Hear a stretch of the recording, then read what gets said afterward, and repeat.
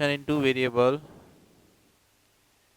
ax plus by plus c equal to 0.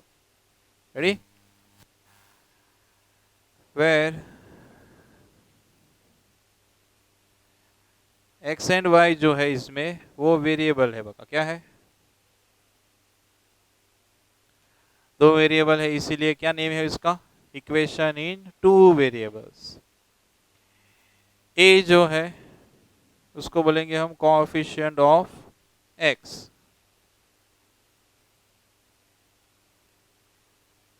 b जो है किसका coefficient, coefficient of y। Coefficient का मतलब होता है उसके आगे जो नंबर मल्टीप्लिकेशन में है वो। c जो है वो बनेगा आपका कांस्टेंट।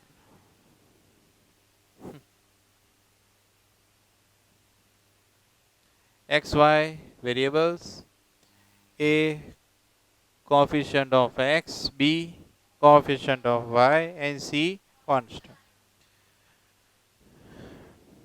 एक्सरसाइज में जाएंगे हम 4.1 में।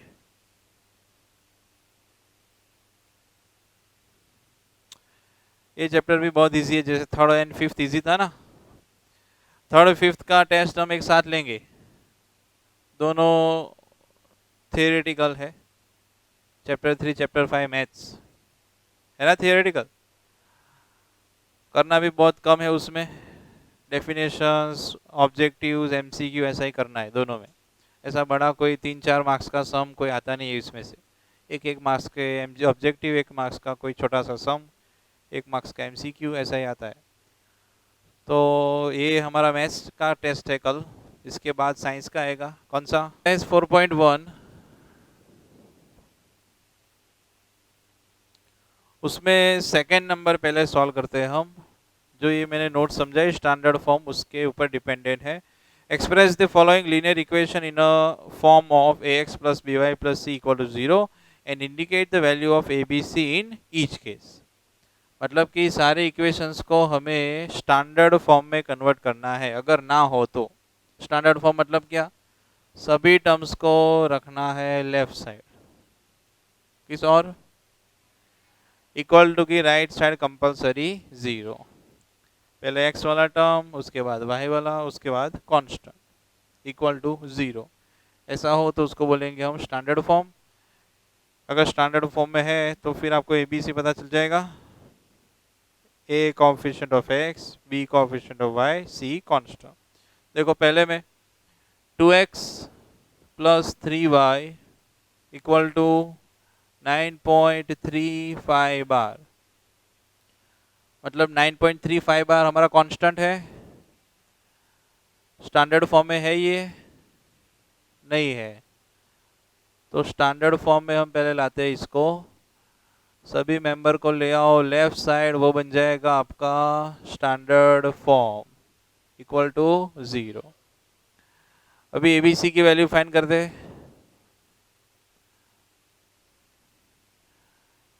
कोएफिशिएंट ऑफ x 2, b मतलब coefficient of y constant minus 9.35 है, अगर माइनस भूल गए तो लोचा। सेकेंड नंबर क्या है बेटा, x minus y by 5 minus 10 equal to 0 है, स्टैंडर्ड फॉर्म में है। अगर यहाँ पे आपको समझ में ना आए तो ऐसे भी लिख सकते हो आप, 5 y बाई 5 को हम 1/5 इंटू वाई बोल सकते हैं। क्या बोल सकते हैं, 1/5 इंटू वाई, तो क्या हो जाएगा y/5। अगर y का कोएफिशिएंट आपको ना समझ में आए तो, अभी समझ में आ जाएगा। x के आगे कुछ भी नहीं है, क्या है, 1। चलो y के आगे minus 1/5 is coefficient of y, constant क्या है, समझ गए। Third number 2 minus 2x plus 3y equal to 6 है स्टैंडर्ड फॉर्म में, minus 2x plus 3y equal to ABC आएगा ए बी सी, चलो फोर्थ, ये कहानी में twist, x equal to 3y।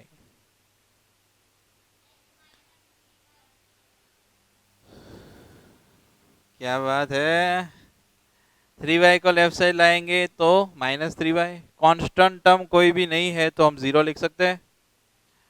तो ये हो गया स्टैंडर्ड फॉर्म में, ये x वाला टर्म, ये y वाला, ये कांस्टेंट। तो ये क्या रहेगा, a 1, b की वैल्यू, c की वैल्यू 0। Number 5, 2x equal to -5y। चलो इसमें भी ऐसा ही करेंगे, -5y को लाएंगे लेफ्ट साइड तो +5y, कांस्टेंट नहीं है तो 0। a आएगा 2, b की वैल्यू 5, c रहेगा 0।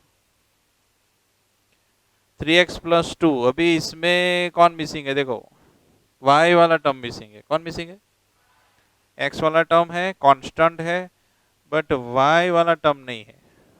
तो 0y लिख सकते हैं। क्या लिख सकते हैं, ये 3x + 0y + 2 = 0, क्योंकि 0 के साथ किसी को भी हम मल्टीप्लाई करेंगे 0 ही हो जाएगा। मतलब कि हमारे मेन क्वेश्चन में हम कोई चेंज कर रहे नहीं है, सिर्फ स्टैंडर्ड फॉर्म में y वाला टर्म नहीं था तो फॉर्मेट सेट करने के लिए हमने लिख दिया 0y। इसका कोई मतलब है, कुछ मीनिंग निकलेगा 0y का, क्या हो जाएगा लास्ट में 0। a = 3, b c 2। 7 number, y - 2, बोलो कौन सा मिसिंग है, x वाला टर्म मिसिंग। तो 0x लिखेंगे, फर्स्ट टर्म में मिसिंग है ना, तो यहाँ पे मैं लिखूंगा 0x + y - 2 equal to, ABC आएगा क्या है, 8 नंबर यहाँ पे कर देता हूँ मैं। ABC यहाँ पे फाइंड करना अब, 5 = 2x। अभी देखना मेरे भाई, 5 को ले जाएंगे हम राइट साइड तो ऐसा होगा 2x - 5। सारे टर्म को लेफ्ट साइड लाएंगे, x = y हो तो y = x लिख सकते हैं। तो 0 = 2x - 5, तो 2x - 5 = 0। अभी कौन सा टर्म मिसिंग है, y वाला टर्म, तो 0y - 5 = 0। a = b c - चलो करो फिनिश। अभी लिखना नहीं है, समझना है। अगर ये एक सम समझ में आ गया तो पूरा चैप्टर समझ में आएगा, ठीक है। अभी बाकी का जो चैप्टर है उसमें सॉल्यूशंस फाइंड करने हैं हमें इक्वेशन के। लीनियर इक्वेशन इन 2 वेरिएबल आपको देंगे, उसके सॉल्यूशंस हमें लाने हैं। अगर सॉल्यूशन आपको एक बार आ गए तो उसका है यूज़ करना है हमें टेबल में। उसी सॉल्यूशन को टेबल में पहले डिनोट करो और जो 2 3 4 पॉइंट आपको मिले हैं उसमें से पास हो ऐसी लाइन बनाओ। मतलब कि ये ग्राफ का जो कुछ भी कैलकुलेशन है वो स्टार्ट हो जाएगा अभी से। अगर ये आएगा तो ग्राफ में कुछ पता चलेगा। सॉल्यूशन और रूट्स और zeros of equation।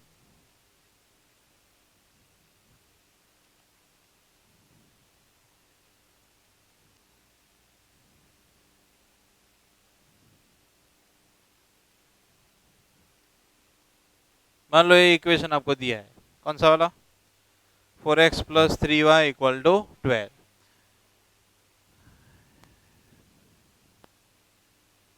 आपको जितने सॉल्यूशंस इसके फाइंड करने आप कर सकते हो, इनफाइनाइट सॉल्यूशन मिलेंगे। कितने, हम एवरी टाइम x की वैल्यू चेंज करेंगे हम उसके रिस्पेक्टिव y की वैल्यू मिलेगी।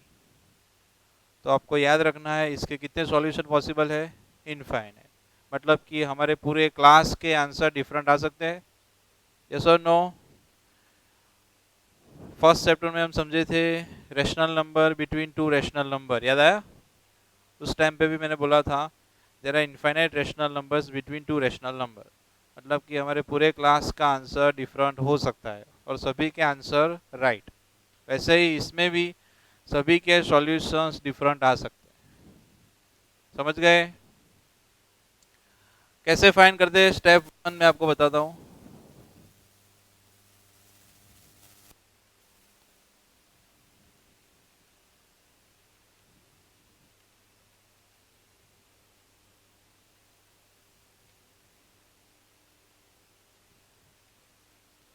Convert equation in a form of y, मतलब कि y को हीरो बना के सारे मेंबर्स को ले जाएंगे हम राइट साइड।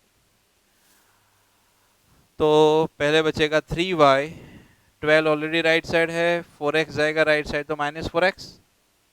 अभी 3 बेटा मल्टीप्लिकेशन में है, ये एडिशन सब्ट्रैक्शन मल्टीप्लिकेशन के अगर रूल्स आपको नहीं पता तो इसके लिए भी मैंने एक वीडियो बनाया है, अभी अपलोड नहीं किया है, करूँगा बेसिक मैथ्स में, तो वो समझना।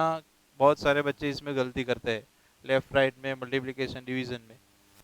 पहले ये एडिशन सब्ट्रैक्शन की साइन थी तो +4x राइट साइड गया तो -4x हो गया। अभी इन दोनों में मल्टीप्लिकेशन है, क्या है? 3 मल्टीप्लिकेशन में है तो राइट साइड उसका डिवीजन होता है, क्या होगा?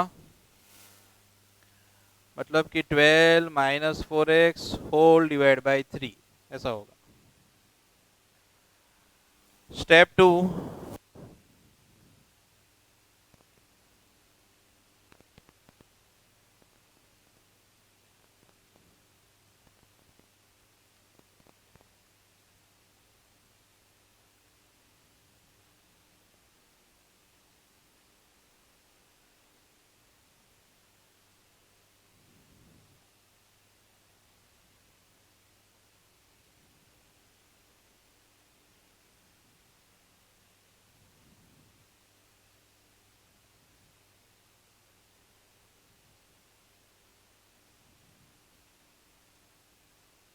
x के बदले आप वैल्यूज को रिप्लेस करते जाओ और उसके रिस्पेक्टिव हमें y की वैल्यू मिलेगी।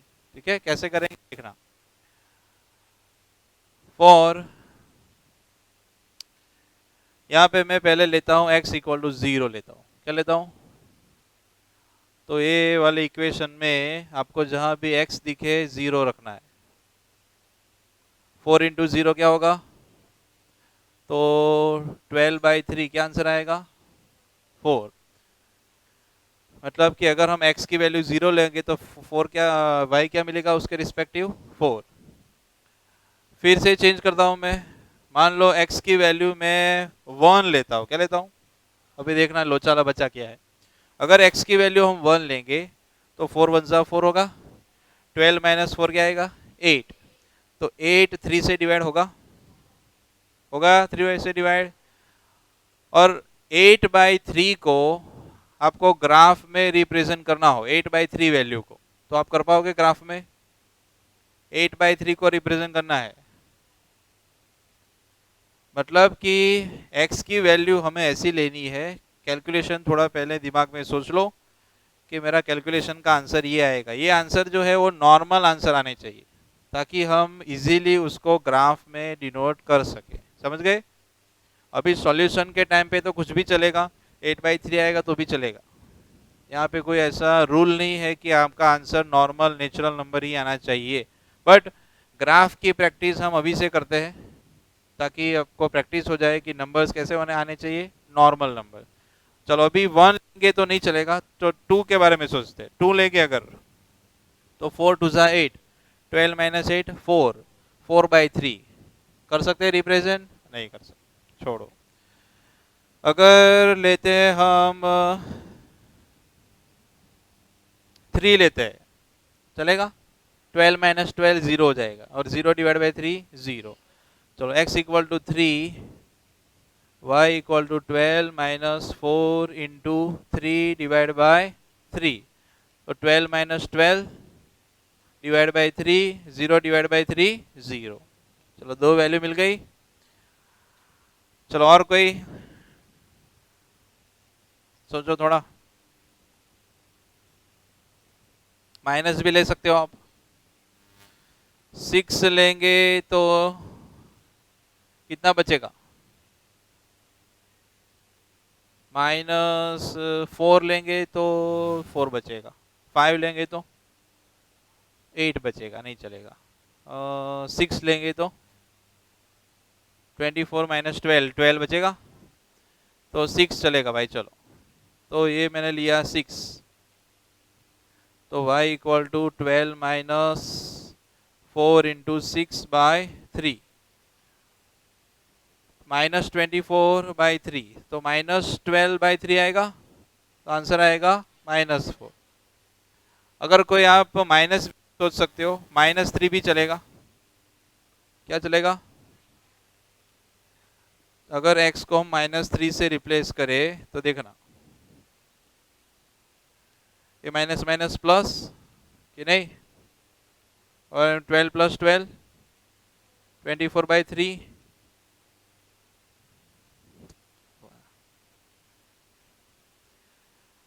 आएगा ऐसे। अभी आपको कोई समय 2 सॉल्यूशन बोलेंगे, कोई में 4, कोई में 5, बट ग्राफ जब हम ड्रॉ करेंगे तब मैं आपको बोलूंगा कि एक लाइन बनाने के लिए हमें सिर्फ 2 पॉइंट चाहिए। कोई भी लाइन बनाने के लिए कितने पॉइंट? तो मिनिमम आपको 2 सॉल्यूशन लाने पड़ेंगे। बट अगर आपको ऐसा लगता है कि सर मुझे ज़्यादा एक्यूरेट आंसर चाहिए, तो आप 3-4 सॉल्यूशन लाओ तो अच्छा है। अभी स्टेप 3 में कुछ है नहीं। टेबुलेट डेटा मतलब कि इसको टेबल के फॉर्म में आप लिख दो। ये मैंने बना दिया टेबल, यहाँ पे x, यहाँ पे y। चलो, फर्स्ट केस में हमने x लिया था 0, तो y क्या मिला? 4। अगर x लेंगे 3 तो y 0। अगर x लेंगे 6 तो y -4। और अगर x लेंगे -3 तो y, हो गया फिनिश। ये 3 स्टेप आपको फॉलो करने। First step, convert equation in a form of y को हीरो बनाओ, बाकी सभी को ले जाओ राइट साइड। फिर स्टेप 2, x की वैल्यू आपको दिमाग में सोचनी है, थोड़ा कैलकुलेशन करो कि ये x की वैल्यू में लूंगा तो y मुझे कैसा मिलेगा। 8/3, 4/3 ऐसा आंसर नहीं आना चाहिए, नॉर्मल आंसर आना चाहिए, तो हम उसको ग्राफ में रिप्रेजेंट कर सकते हैं। समझ गए? करो स्टार्ट, फटाफट। चेक करना है, देखना कैसे चेक करना है। मैं फर्स्ट सॉल्व करता हूँ। आपको पूरे सम के लिए इक्वेशन फिक्स है आपका, लीनियर इक्वेशन कौन सा? x - 2y = 4। देखो, मैं फर्स्ट के लिए चेक करता हूँ। फर्स्ट वो लोग बोल रहे हैं कि आप 0-2 के लिए चेक करो कि 0-2 जो है वो इस इक्वेशन का सॉल्यूशन है कि नहीं है। अगर left hand side equal to right hand side हो जाए तो वो हमारा सॉल्यूशन है। अगर left hand side not equal to right hand side हो तो सॉल्यूशन नहीं है। देखना, अभी मैं चेक कर रहा हूँ। फर्स्ट में लेफ्ट हैंड साइड कौन सी है हमारी?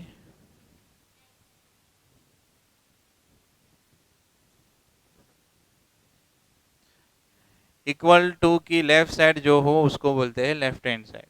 तो इक्वल टू की लेफ्ट साइड क्या है? x - 2 है। अभी यहाँ पे हमको बोला है कि x की बदले आप रखो 0, y की बदले रखो 2। चलो रखते हैं, x replace bye 0, y replace by 2। 0, 2 2 ज़ा, आंसर क्या आया? हमें क्या चाहिए था? +4। +4 - 4 सेम है, तो यहाँ पे लिखेंगे नॉट इक्वल टू RHS, मतलब कि 0-2 इसका सॉल्यूशन नहीं है। 0-2 is not solution of equation, क्योंकि इक्वेशन पूरे इक्वेशन के लिए सेम है। चलो सेकंड के लिए चेक करते हैं। सभी के लिए ऐसे ही चेक करना है। सेकंड है 2 0। चलो फिर से मैं लिखूंगा लेफ्ट हैंड साइड। क्या है लेफ्ट हैंड साइड हमारी? फर्स्ट वैल्यू किसकी होती है? x की। Second value y। x coordinate, y coordinate, chapter 3 याद आया? तो x रिप्लेस करो 2 से, y को रिप्लेस करो 0 से। 2 into 0, 2 minus 0 not equal to, हमें RHS क्या चाहिए 4। यहाँ भी सेम लाइन आएगी, not solution of equation. Find the value of k if x equal to 2 and y equal to 1 is a solution of equation. यहाँ पे आपको छाती ठोक के बोल दिया है कि ये सॉल्यूशन है, आप इसका यूज करो और हमें k की वैल्यू फाइंड करके दो। यहाँ पे हम चेक करते थे कि सॉल्यूशन है कि नहीं है, ठीक है। यहाँ पे आपको ऑलरेडी बोला है कि सॉल्यूशन है। x equal to 2 and y equal to 1 is solution of equation, therefore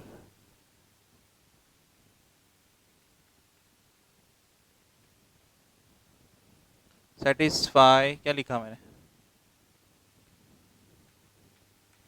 चलो इक्वेशन क्या था 2x plus 3y equal to k. Satisfy the equation मतलब कि left hand side right hand side equal आएगी। हमें यहाँ पे चेक नहीं करना है, सिर्फ एक्स वाई को रिप्लेस करो, पूरे इक्वेशन में सिर्फ एक अननोन बचेगा के की वैल्यू आपको मिल जाएगी।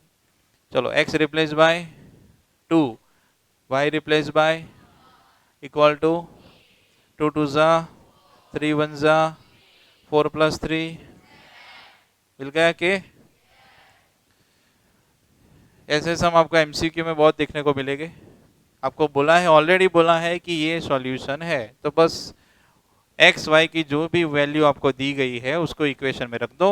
एक अल्फाबेट जो कोई भी होगा, यहाँ पे के है, हर बार के नहीं होगा, एम होगा, एन होगा, एल होगा, जो कोई भी हो वो अल्फाबेट की वैल्यू आपको मिल जाएगी।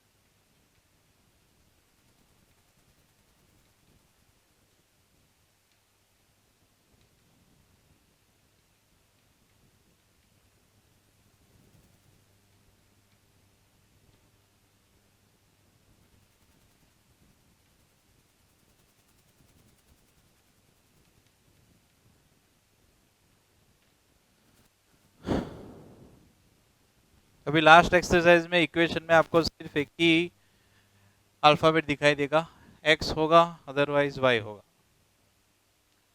अगर आपका एक्स कोऑर्डिनेट 0 है तो ग्राफ आएगा पैरेलल टू वाई एक्सिस। अगर आपका वाई कोऑर्डिनेट 0 है पॉइंट में तो ग्राफ आएगा पैरेलल टू एक्स, ऑपोजिट होगा, समझ गए। एक्स्ट्रा कैसे इक्वेशन मैं आपको समझाता हूँ। मान लो ऐसा है 3x इक्वल टू 6, एक ही वेरिएबल है, एक ही अल्फाबेट, कौन सा x। जितना हो सके x को सिंपल करो, 3 जाएगा डिनोमिनेटर में, तो x का आंसर क्या आया 2। मतलब कि आप जब टेबल बनाओगे, ऐसे हमने 2-3 सम किए थे, आपको याद होगा, यहाँ पे आपकी x की वैल्यू फिक्स हो गई, कितनी, हम किसी को रिप्लेस नहीं कर सकते क्योंकि एक ही अल्फाबेट है। आगे सभी इक्वेशंस में 2 अल्फाबेट थे, इसलिए हम पहले उसको लाते थे y के फॉर्म में, x की वैल्यू चेंज करते थे, उससे रिस्पेक्टिव हमें मिलती थी y की वैल्यू। बट यहाँ पे एक ही अल्फाबेट, x का आंसर क्या आया 2, तो x सभी पॉइंट में हमारा फिक्स हो गया 2 2 2, समझ गए। y आपको जो लेना है वो ले, 3 -2 5 जो कुछ भी आप ले सकते हो, y p की वैल्यू कोई भी। अब इसको डिनोट करो, पॉइंट को ज्वाइन करो, आपका ग्राफ बन गया, ठीक है।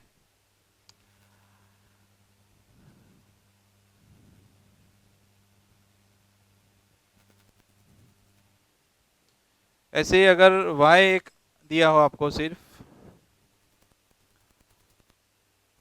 y इक्वल टू 10 ऐसा है, क्या है, तो 10 डिवाइड बाय 2 होगा क्या आंसर आया? तो इसमें आपका टेबल कुछ ऐसा बनेगा, y आपका फिक्स हो गया। कौन फिक्स हो गया? सभी पॉइंट में y फिक्स 5 5 5। x की वैल्यू आप कोई भी ले सकते हो, पॉजिटिव लो, नेगेटिव लो, जो कुछ भी ले सकते हो। तो ये मिल गए 3 point. First point 3 5, second point minus, third point 7 5। उसमें से पास हो ऐसी लाइन बनाओ, आ गया आपका ग्राफ। 4.4, उसमें फर्स्ट का फर्स्ट क्या दिया है आपको इक्वेशन में? y equal to 3। लिखना नहीं अभी, सिर्फ देखना है। पहले इसको आप वन वेरिएबल के फॉर्म में रिप्रेजेंट करो और उसके बाद टू वेरिएबल के फॉर्म में। यहाँ देखो, वन वेरिएबल के फॉर्म में मतलब बनती है आपकी नंबर लाइन। क्या बनती है? सेंटर में 0 1 2 3 -1 -2 -3। समझ गए? तो ये है आपकी y एक्सिस और ये मिल गया आपको पॉइंट y इक्वल टू 3। ये हमने रिप्रेजेंट किया as a single variable. y equal to 3 की वैल्यू सब्स्टिट्यूट कर दी। अभी मान लो है फॉर टू वेरिएबल।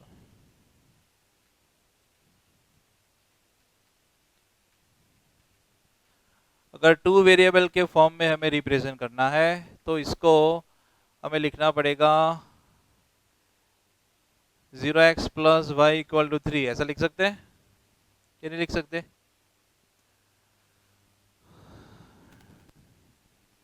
फिर टेबल बनाएंगे हम, जैसे अभी हमने बनाया था, मैंने नोट्स में आपको लिखवाया। कौन सी वैल्यू फिक्स है यहाँ पे?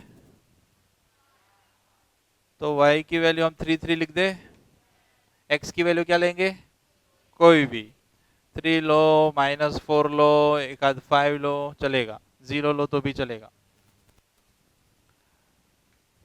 ये मैंने ग्राफ ड्रॉ किया, देखना।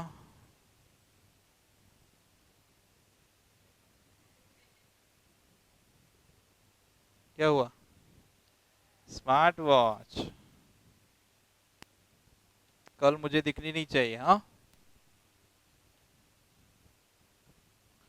-1 -2 -3 -1 2 3 4 -1 -2 -3 -4। चलो फर्स्ट पॉइंट क्या है?